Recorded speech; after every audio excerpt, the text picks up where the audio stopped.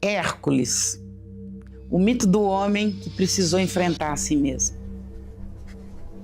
Para começar, que você vai ver muita metáfora filosófica aqui, até porque eu sou filósofa de formação. E eu acho que filosofia, psicanálise e neurociências é a mistura perfeita. Você conhece Hércules? Ou pelo menos você acha que conhece? O herói mais forte da mitologia grega. O homem capaz de derrubar monstros gigantescos. O símbolo da força física, da coragem, da invencibilidade. Mas o mito de Hércules não é sobre força, é sobre erro, é sobre descontrole, é sobre culpa, mas é também sobre transformação. E talvez seja por isso que essa história atravessa séculos e eu sou profundamente apaixonada no mito de Hércules. Porque no fundo, Hércules se parece muito com a gente. Vou interromper o vídeo rapidinho porque isso pode ser importante para você. Muitas pessoas me dizem que gostariam de ter um tempo comigo, um espaço para falar, pensar e entender o que estão sentindo. E eu sei o quanto faz falta ter alguém que escute de verdade, principalmente quando a angústia aparece do nada. Mas é humanamente impossível atender a todos. Foi por isso que eu desenvolvi a André IA, uma inteligência artificial construída a partir de mais de 15 anos da minha experiência em consultório, unindo psicanálise, neurociência e filosofia da mente. Ela não substitui a terapia, mas pode estar com você quando o pensamento acelera, quando a ansiedade aperta ou quando você precisa de clareza. É um espaço seguro, simples e disponível quando você precisa. Se isso fizer sentido para você, clica no link da descrição e conheça a André IA. Vamos começar do início. Hércules, ou Heracles, no nome original, ele era filho de Zeus, uma mulher mortal. Ele nasce entre dois mundos, parte divino, parte humano. Só isso por si só já é muito simbólico. O ser humano também vive entre esses dois mundos, o instinto e a razão, o impulso e a consciência, o desejo e a responsabilidade. Desde bebê, Hércules demonstra força extraordinária. Ele matou 2 serpentes ainda no berço, uma em cada mão. Mas o mito faz questão de demonstrar algo ainda mais importante. Força não é maturidade. Hércules cresce poderoso, admirado, mas extremamente impulsivo. Em um momento de descontrole, descrito como um acesso de loucura, ele mata a própria esposa e os próprios filhos. E esse é o ponto central do mito. O maior herói comete o maior erro. E aqui está a profundidade psicanalítica. O mito não esconde a falha do herói. Porque a história não é sobre perfeição, é sobre o que acontece depois do erro. Quando Hércules recobra a consciência, ele é arrebentado pela culpa. E não é uma culpa superficial, é uma culpa devastadora. Ele vai precisar viver com aquilo que ele fez. Na neurociências, a culpa envolve áreas como o córtex pré-frontal medial e o sistema límbico. Quando nós percebemos que nós causamos um dano, o nosso cérebro ativa circuitos ligados à dor social e à autorreflexão. Ou seja, culpa dói e dói de verdade. Mas a culpa também pode ser transformadora. Existe uma culpa que paralisa, existe uma culpa que reorganiza. Hércules escolhe não fugir. Ele procura expiação e ele vai conversar com Zeus. Então lhe são impostos os 12 trabalhos impossíveis.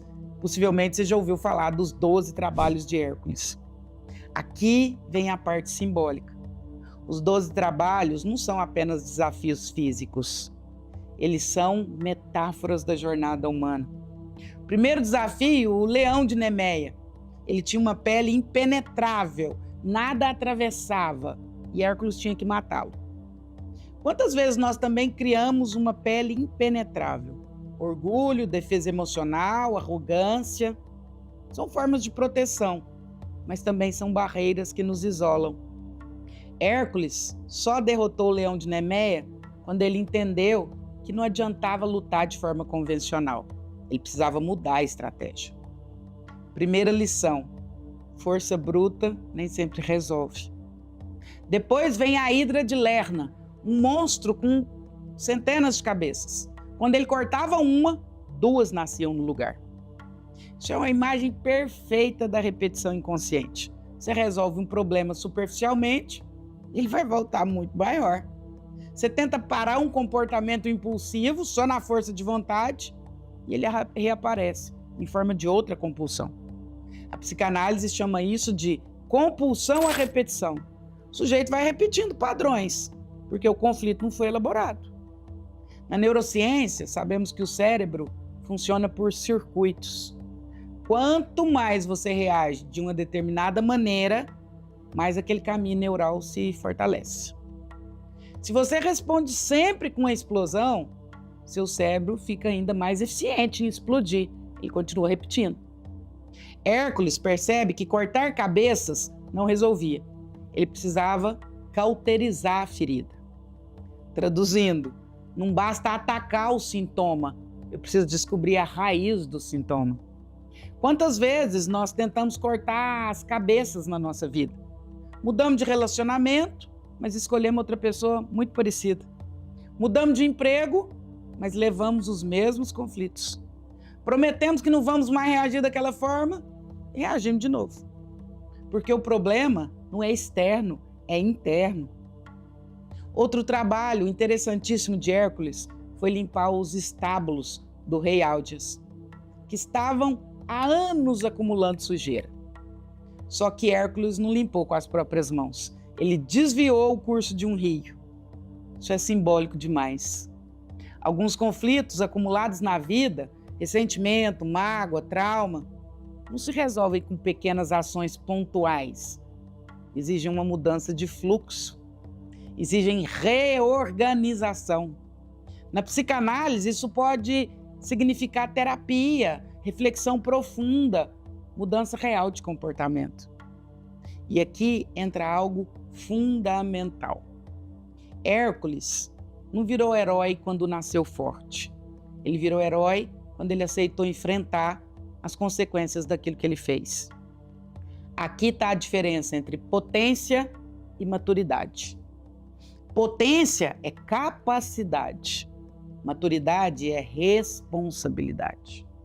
Na neurociências, maturidade envolve fortalecimento do córtex pré-frontal, a parte do cérebro responsável por planejamento, controle de impulso e avaliação de causa e consequência. Tá certo, o cérebro humano amadurece completamente por volta dos 25 anos.